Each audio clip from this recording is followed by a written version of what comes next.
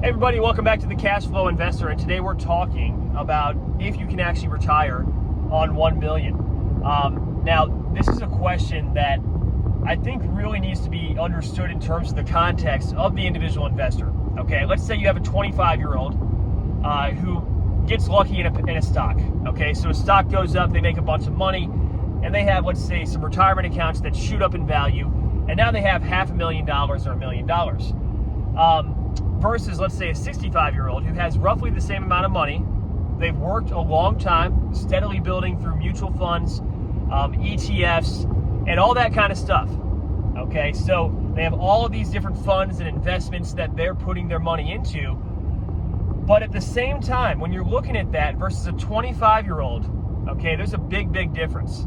Like, you can have, let's say, 20 or 30 more years on average if you're looking at living to 85 or 95, just as an expected life table you could kind of look at, versus a 25-year-old who's making, you know, some passive income on that 500,000, perhaps, maybe some dividends, depending on what they have it invested in.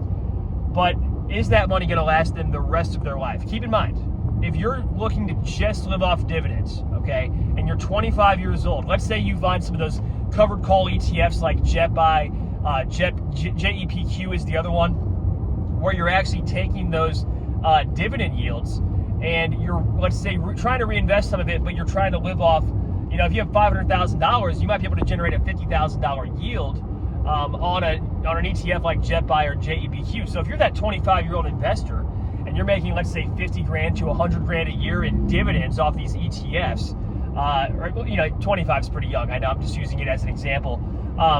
But you got lucky off those stocks, you're living large, you're ready to retire at 25 or 30.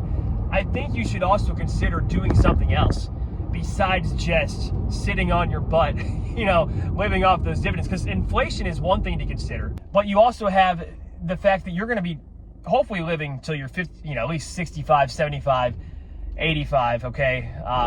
And you want to try to make that money last, okay? So is that going to be enough? I would say no. If you're that young, I mean, you can definitely use it for passive income. I'm not saying, like, if you want to invest in some of those higher yielding ETFs or doing like covered calls and stuff, you can definitely do that, okay? But if you're trying to live off that the rest of your life, you do have to factor in the inflation risk and different things of that nature, okay? So that's one consideration. Now, the other consideration is going to be, let's say you're that 65-year-old investor, okay?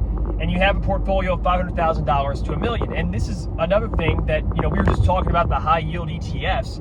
Well, now we can talk about, let's say, some lower yielding ETFs. Perhaps you have just a basic index fund that you're considering investing in, or a bond fund that maybe yields 2 or 3%, probably a little bit more these days. You might be getting 4 or 5% on those bonds. So you're getting some good passive income, but then there's still the inflation risk. What happens if we keep on going into a high period of inflation?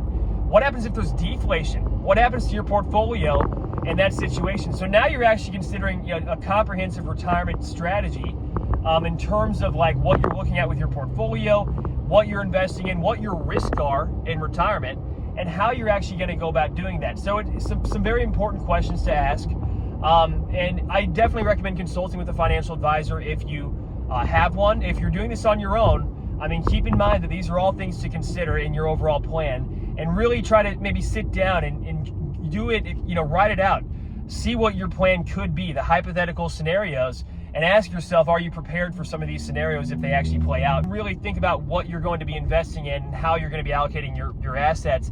So for example, you have an ETF that's 2 or 3% on the exchange traded fund, okay? So you're getting some type of bond fund or stock dividend fund, versus you're taking that money and you're putting it into a higher yield ETF, say 7 to 12%, 10% in that range. So if you're doing that, you're going to get more passive income. That's the beauty, but you might not have as much capital appreciation. You might not have as much in terms of like how much your investments are going to go up.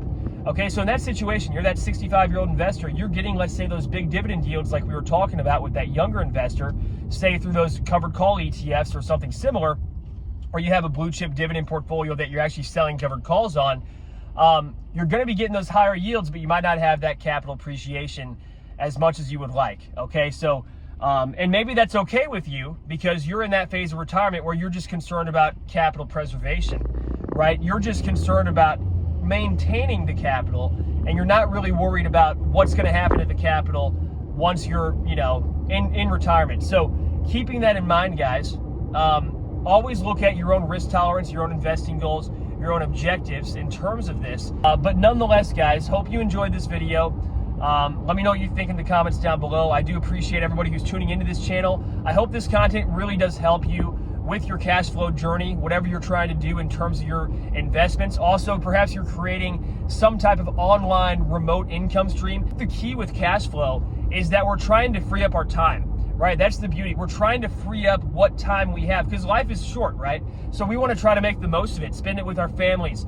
And I'm not saying we shouldn't work. I'm not saying that at all. But we also have to consider, like, how much time do we want to spend working versus how much time do we want to spend with our families and what really matters in life, right?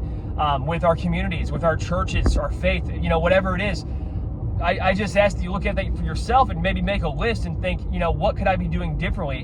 Whether I'm 65 or whether I'm 35 or 25, could I start generating some cash flow? Could I start, cutting out expenses and debt to maybe get to a point someday where I can actually live off some dividends or some, investment income. So anyway, guys, thanks so much for watching once again.